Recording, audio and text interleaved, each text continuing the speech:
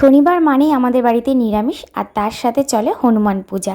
আজও কিন্তু সেই রকমই শনিবার ছিল। সকাল সকাল সমস্ত বাসি কাজকর্ম সেরে তারপর চলে গেলাম স্নান করতে, আর স্নান করে এসে তারপর পুজোও দিয়ে নিলাম। আর আজ কিন্তু হনুমান পুজোর জন্য পরেছিলাম একটা বড় লাল টিপ।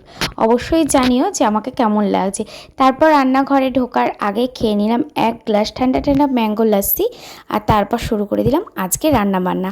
আজ কিন্তু প্রথমেই বসিয়ে দিয়েছিলাম গাটি কচুর নিরামিষ দম, আর এইদিকে পোস্তটাকেও বেটে নিচ্ছি। পোস্ত দিয়ে আজ করব কাঁচা আমড়ার চাটনি। এইদিকে ডালটা যে বসিয়ে দিয়েছিলাম সেই ডালটাও কিন্তু আমাদের হয়ে গেছে। আচ্ছা, তোমরা কাঁচা আমড়ার চাটনি কে কে পোস্ত দিয়ে খেয়েছো অবশ্যই কিন্তু একটা কমেন্ট করো। অনেকে কিন্তু আবার এইটাকে আমরা টকও বলে থাকে। আমরা কিন্তু দুটোই বলি, চাটনিও বলি টকও বলি। এইদিকে আমার কাটি কচুর দমটাও হয়ে গেছে। এছাড়াও কিন্তু বানিয়েছিলাম আজকে আলু ভাজা, যেটার ভিডিও করিনি, তবে লাঞ্চ থালির সাথে তোমাদের শেয়ার করে দিয়েছি। এইদিকে কিন্তু কাটি কচুর দমটাও আমার হয়ে গেছে। আচ্ছা, এই নিরামিষ কাটি কচুর দমটা বেশি ভালো লাগে নাকি তোমাদের চিংড়ি মাছ দিয়ে বেশি ভালো লাগে অবশ্যই জানিও তো।